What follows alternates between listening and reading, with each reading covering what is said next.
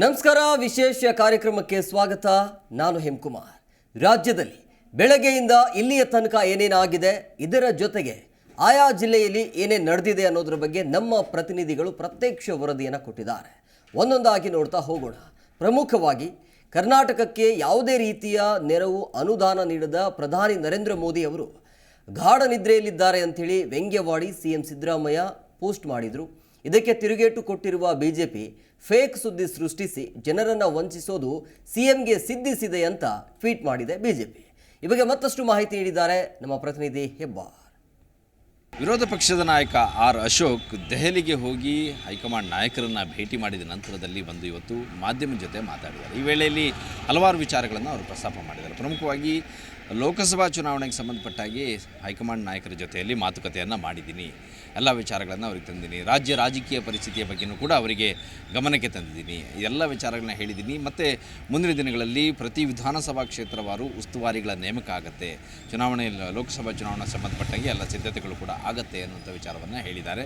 ಉಳಿದಂಥ ಎಲ್ಲ ವಿಚಾರಗಳನ್ನು ಕೂಡ ಮುಂದಿನ ದಿನದಲ್ಲಿ ಚರ್ಚೆ ಮಾಡಲಿಕ್ಕಿದ್ದಾರೆ ಅನ್ನೋಂಥ ಮಾತನ್ನು ಹೇಳಿದ್ದಾರೆ.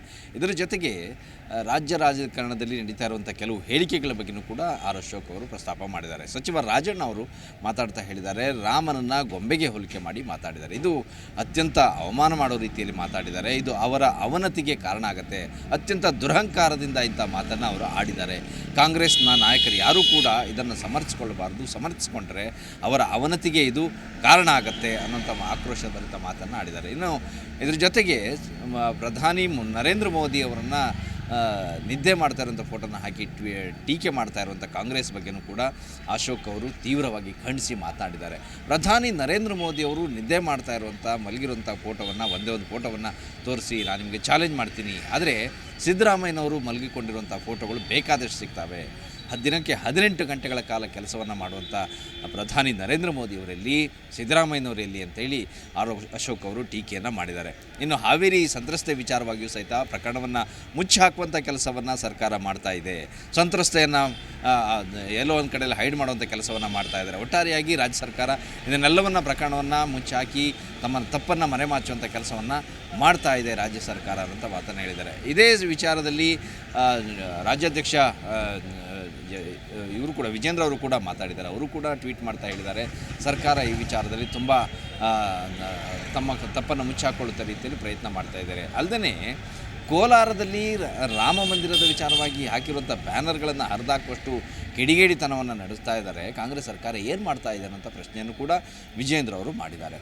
ಇನ್ನು ಬಸವರಾಜ ಬೊಮ್ಮಾಯಿ ಅವರು ಕೂಡ ಇನ್ನೊಂದು ಟ್ವೀಟನ್ನು ಮಾಡಿದ್ದಾರೆ. ಏನಂತಂದರೆ, ರಾಜ್ಯ ಸರ್ಕಾರ ಇದುವರೆಗೂ ಕೂಡ ಕೇವಲ ಕೇಂದ್ರ ಸರ್ಕಾರದ ಬಗ್ಗೆನೇ ಒಟ್ಟು ಮಾಡಿ ತೋರಿಸುತ್ತೆ. ಪ್ರಧಾನಿ ನರೇಂದ್ರ ಮೋದಿ ಅವರನ್ನು ಟೀಕೆ ಮಾಡ್ತಾರೆ, ನಿದ್ದೆ ಮಾಡ್ತಾರೆ ಅಂತ ಮಾತಾಡ್ತಾರೆ, ಟೀಕೆ ಮಾಡ್ತಾರೆ.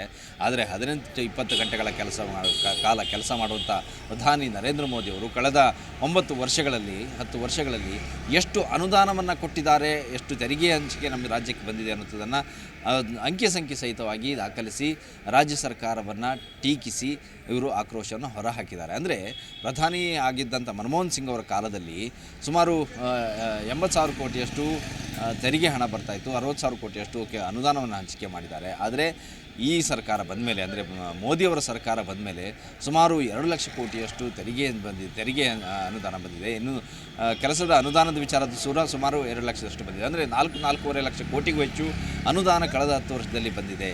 ಇವರು ಎಷ್ಟು ಮಾತಾಡ್ತಾರೆ ರಾಜ್ಯ ಸರ್ಕಾರದವರು, ಕಾಂಗ್ರೆಸ್ನವರು ವಿನಾಕಾರಣ ಟೀಕೆ ಮಾಡ್ತಾರಷ್ಟೇ ಅನ್ನೋಂಥ ಮಾತನ್ನು ಹೇಳಿದ್ದಾರೆ.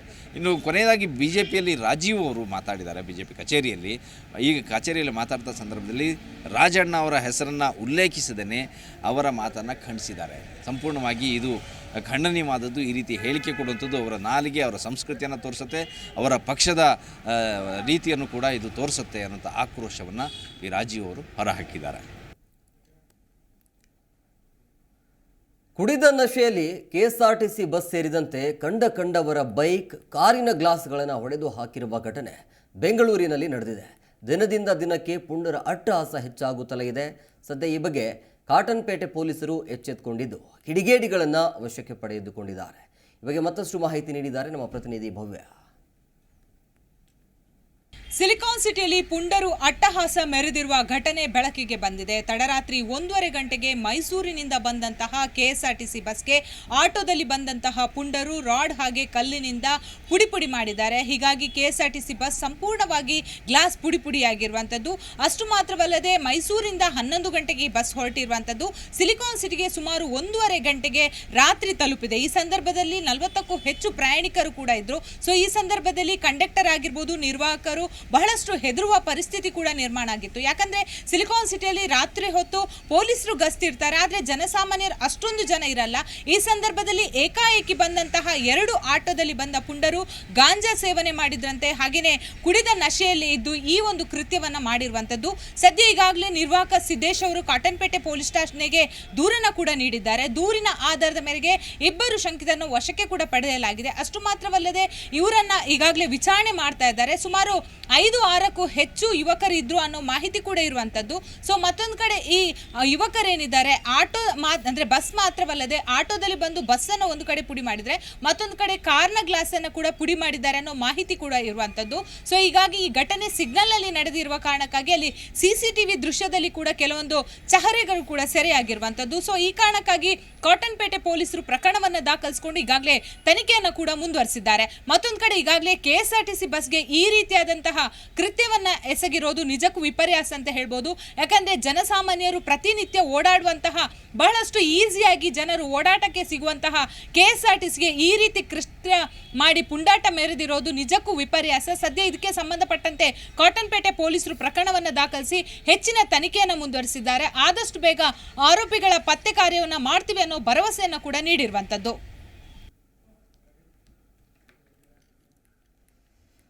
ಮಳೆ ಇಲ್ಲದೆ ಬತ್ತಿದ ಬಾವಿ, ನೀರಿನ ಕೊರತೆಯಿಂದಾಗಿ ಬೆಳೆದ ಕಬ್ಬು ಒಣಗಿರುವಂಥ ಘಟನೆ ಯಾದಗಿರಿಯ ಆಲಾಳ ಗ್ರಾಮದಲ್ಲಿ ನಡೆದಿದೆ. ಕಟಾವಿಗೂ ಕಬ್ಬಿನ ಕಾರ್ಖಾನೆ ಮುಂದಾಗ್ತಿಲ್ಲ ಅಂಥೇಳಿ ರೈತರು ಬೇಸರವನ್ನು ಹೊರಹಾಕಿದ್ದಾರೆ.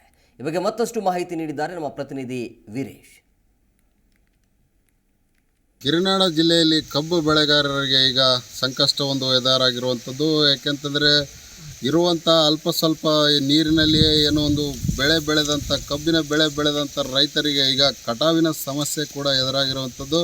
ಅದರಲ್ಲೂ ಕೂಡ ಏನೋ ಒಂದು ಕಬ್ಬು ಸರಿಯಾದ ಪ್ರಮಾಣದಲ್ಲಿ ಬರದ ಹಿನ್ನೆಲೆಯಲ್ಲಿ ಈಗ ಏನೋ ಒಂದು ಫ್ಯಾಕ್ಟ್ರಿ ಅಂದರೆ ಕಾರ್ಖಾನೆಗಳ ಮಾಲೀಕರು ಕೂಡ ಈಗ ಕಬ್ಬು ತೆಗೆದುಕೊಳ್ಳಲು ಕೂಡ ಮುಂದಾಗ್ತಾ ಇಲ್ಲ. ಇದರಿಂದ ಕಬ್ಬನ್ನು ಕೂಡ ಏನು ಮಾಡಬೇಕು ಅನ್ನುವ ರೀತಿಯಲ್ಲಿ ಈಗ ರೈತರು ಕೂಡ ಒಂದು ಹರಸಾಹಸ ಪಡ್ತಾ ಇರುವಂಥದ್ದು. ಇದೇ ಹಿನ್ನೆಲೆಯಲ್ಲಿ ಈಗ ನೋಡ್ಬೋದು, ಯಾದಗಿರಿ ಜಿಲ್ಲೆಯ ಒಂದು ಸುರಪುರ ತಾಲೂಕಿನ ಆಲಾಳ ಗ್ರಾಮದಲ್ಲಿರುವಂಥ ಒಂದು ರೈತರ ಒಂದು ಕಬ್ಬಿನ ಹೊಲಕ್ಕೆ ಈಗ ಬಂದಿರುವಂಥದ್ದು. ಅದರಲ್ಲೂ ಕೂಡ ಈ ಕಬ್ಬು ನೋಡ್ಬೋದು ಯಾವ ರೀತಿಯಾಗಿ ಒಣಗಿ ನಿಂತಿದೆ ಅಂತ ಹೇಳ್ಬಿಟ್ಟು ಈ ಕಬ್ಬನ್ನು ತೆಗೆದುಕೊಳ್ಳಲು ಕೂಡ ಈಗ ಯಾವುದೇ ಒಂದು ಕಾರ್ಖಾನೆಯ ಮಾಲೀಕರು ಕೂಡ ಮುಂದಾಗದೇ ಇರುವಂಥ ಹಿನ್ನೆಲೆಯಲ್ಲಿ ರೈತರು ಕೂಡ ಒಂದು ಸಂಕಷ್ಟ ಅನುಭವಿಸುವಂತಾಗಿದೆ ಅನ್ನುವಂಥದ್ದು ಇಲ್ಲಿನ ಒಂದು ರೈತರ ಮಾತಾಗಿರುವಂಥದ್ದು. ಈಗ ಏನೋ ಒಂದು ಸ್ಥಳೀಯ ಈಗ ಈ ಜಮೀನಿನ ಮಾಲೀಕರಂತ ಅವರು ಕೂಡ ನಮ್ಮ ಜೊತೆ ಇದ್ದಾರೆ. ಅವ್ರು ಏನು ಹೇಳ್ತಾರೆ ಅಂತ ಕೇಳೋಣ. ಸರ್, ಈಗ ಏನು ಪ್ರಾಬ್ಲಮ್ ಆಗಿದೆ ಅಂತ ಸರ್, ನಾವು ಇರೋ ಸ್ವಲ್ಪ ನೀರಲ್ಲಿ ಇಲ್ಲಿ ತನಕ ಬೆಳೆಸಿವಿ ಕಬ್ಬು. ಆದ್ದರಿಂದ ಈಗೆಂದ ಬಾಯಿ ನೀರು ಕಡಿಮೆ ಆಯಿತು, ಸ್ವಲ್ಪ ಈಗ ಒಣಗಲಕತ್ತದ. ಈಗೆಂದ ಫ್ಯಾಕ್ಟ್ರಿಯವ್ರನ್ನೂ ಯಾರೂ ಬರೋಕ್ಕೆ ತಯಾರಿಲ್ಲ ರೀ. ಆಮೇಲೆ ನಮ್ಗೆ ಯಾರು ಜಿಲ್ಲಾಡಳಿತದವ್ರನ್ನೂ ಯಾರೂ ಇಲ್ಲಿ ತನಕ ಬಂದಿಲ್ಲ. ಆಮೇಲೆ ಅಧಿಕಾರಿಗಳು ನಾವು ಈಗ ಆಲ್ರೆಡಿ ತಹಸೀಲ್ದಾರಿಗೆಂದ ನಮ್ಮ ಈ ಥರ ಆಗ್ಯದ, ನಮ್ಮ ಬಾಯಿ ನೀರು ಕಡಿಮೆ ಆಗಿ ನಮ್ಮ ಕಬ್ಬು ಹಿಂಗೆ ಆಗ್ಯದ, ಈಗ ನಾವು ಫ್ಯಾಕ್ಟ್ರಿಗೆ ಕಳಿಸ್ಬೇಕಂತೇಳಿ ತಹಸೀಲ್ದಾರ್ ಗಮನಕ್ಕೂ ನಾವು ತೊಗೊಂಬಂದೀವಿ ರೀ.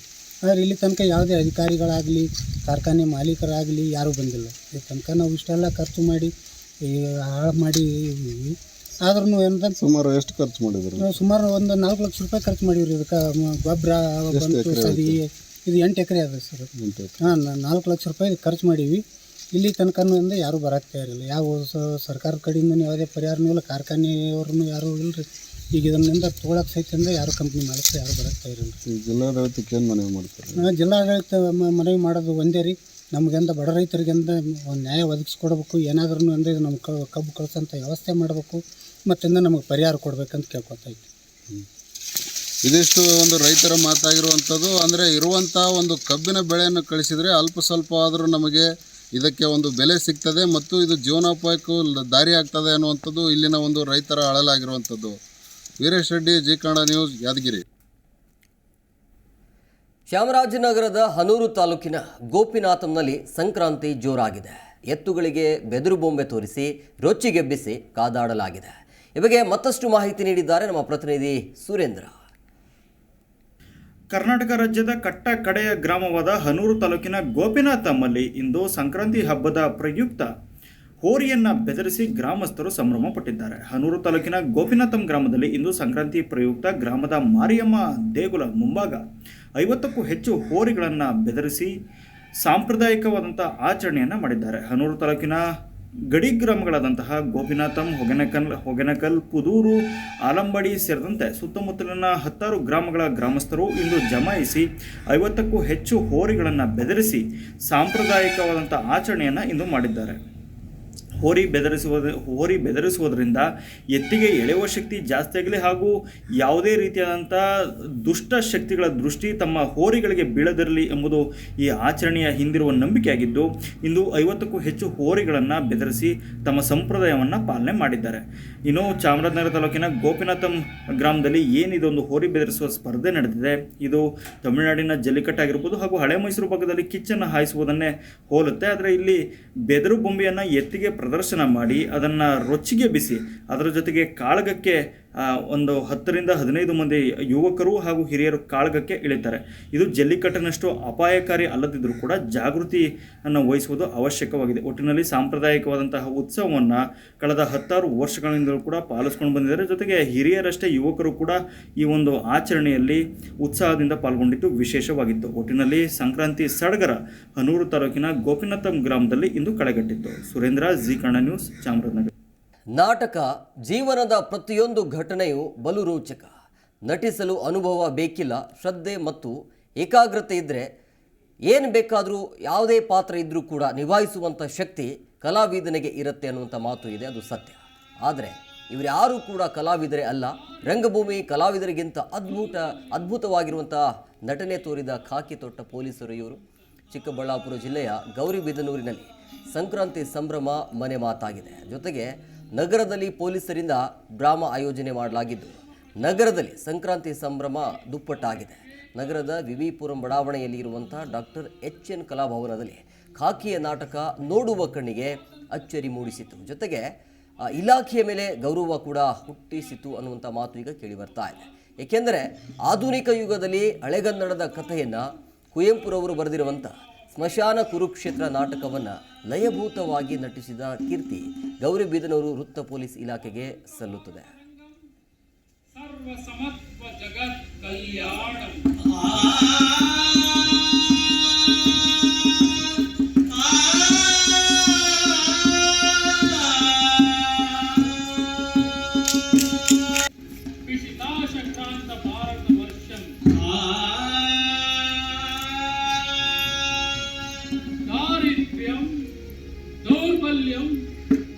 ಶ್ರೀ ರಾಮಕೃಷ್ಣ ಪರಮಹಂಸನ್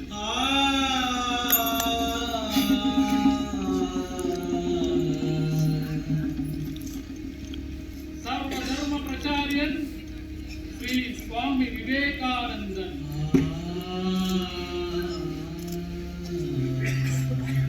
ಸ್ವಾತಂತ್ರ್ಯ ಸಂಗ್ರಾಮಂ ಅಹಿಂಸಾರತಂ ಸತ್ಯಾಗ್ರಹಂ ಮಹಾತ್ಮನ್ ಸಮಾಜ ಸುಧಾರಕನ್ ಡಾಕ್ಟರ್ ಭೀಮರಾವ್ ಅಂಬೇಡ್ಕರ್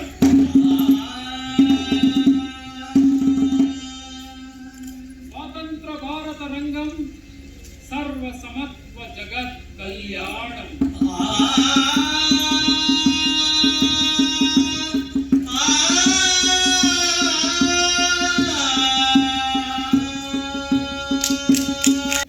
ವಿಶಿತಾಶಕ್ರಾಂತ ಭಾರತ ವರ್ಷಂ ದಾರಿದ್ರ್ಯಂ ದೌರ್ಬಲ್ಯಂ ಶ್ರೀ ರಾಮಕೃಷ್ಣ ಪರಮಹಂಸನ್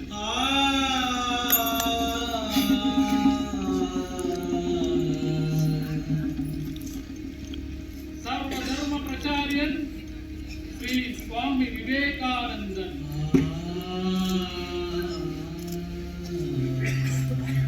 ಸ್ವಾತಂತ್ರ್ಯ ಸಂಗ್ರಾಮಂ ಅಹಿಂಸಾರತಂ ಸತ್ಯಾಗ್ರಹಂ ಮಹಾತ್ಮನ್ ಸಮಾಜ ಸುಧಾರಕನ್ ಡಾಕ್ಟರ್ ಭೀಮರಾವ್ ಅಂಬೇಡ್ಕರ್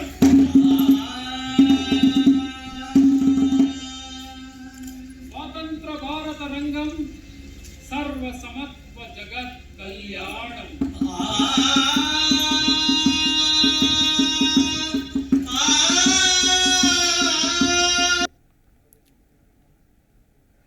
ಅಯೋಧ್ಯೆ ರಾಮ ಮಂದಿರ ಉದ್ಘಾಟನೆಗೆ ಕೇವಲ ಇನ್ನು 6 ದಿನ ಮಾತ್ರ ಬಾಕಿ ಉಳಿದಿದೆ.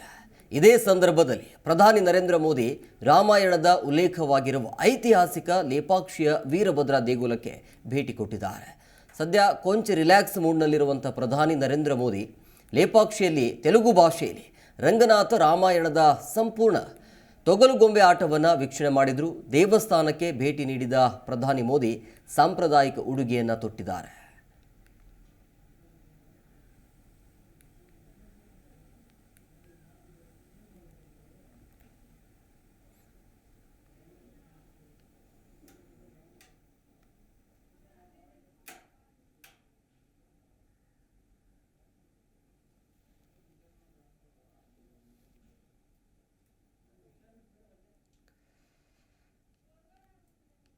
ನೋಡಿ, ರಾಮ ಮಂದಿರ ಉದ್ಘಾಟನೆಗೆ ಇನ್ನು ಕೇವಲ 6 ದಿನಗಳು ಮಾತ್ರ ಬಾಕಿ ಇದೆ. ಈ ಉದ್ಘಾಟನೆಯ ಹಿನ್ನೆಲೆಯಲ್ಲಿ ಇಡೀ ದೇಶ ಕಾಯ್ತಾ ಇರುವಂಥ ದಿನ ಅದು. ಆ ಘಳಿಗೆಗಾಗಿ ಇಡೀ ದೇಶದ ಜನ ಕಾಯ್ತಿದ್ದಾರೆ. ಆದರೆ ಮತ್ತೊಂದು ಕಡೆ ಪ್ರಧಾನಿ ನರೇಂದ್ರ ಮೋದಿ ಅವರು ಸದ್ಯಕ್ಕೆ ರಿಲ್ಯಾಕ್ಸ್ ಮೂಡ್ನಲ್ಲಿದ್ದಾರೆ. ನೋಡಿ, ಪ್ರಧಾನಿ ನರೇಂದ್ರ ಮೋದಿ ಅವರು ರಾಮಾಯಣದಲ್ಲಿ ಉಲ್ಲೇಖ ಆಗಿರುವಂಥ ಐತಿಹಾಸಿಕ ಲೇಪಾಕ್ಷಿಯ ವೀರಭದ್ರ ದೇಗುಲಕ್ಕೆ ಭೇಟಿಯನ್ನು ಕೊಟ್ಟರು. ಅಲ್ಲಿ ಕೊಂಚ ಸದ್ಯ ರಿಲ್ಯಾಕ್ಸ್ ಮೂಡ್ನಲ್ಲಿ ಇರೋದನ್ನು ಕೂಡ ನಾವು ಗಮನಿಸ್ತಾ ಇದ್ದೀವಿ.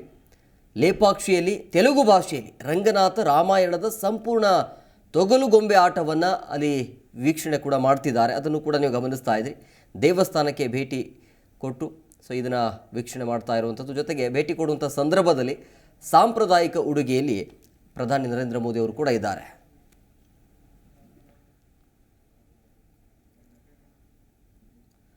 ಇದಿಷ್ಟು ಈವರೆಗಿನ ಅಪ್ಡೇಟ್ಸ್. ಮತ್ತಷ್ಟು ಅಪ್ಡೇಟ್ಸ್ಗಾಗಿ ನೋಡ್ತಾ ಇರಿ ಜಿ ಕನ್ನಡ ನ್ಯೂಸ್. ಸತ್ಯವೇ ಸುದ್ದಿಯ ಜೀವಾಳ.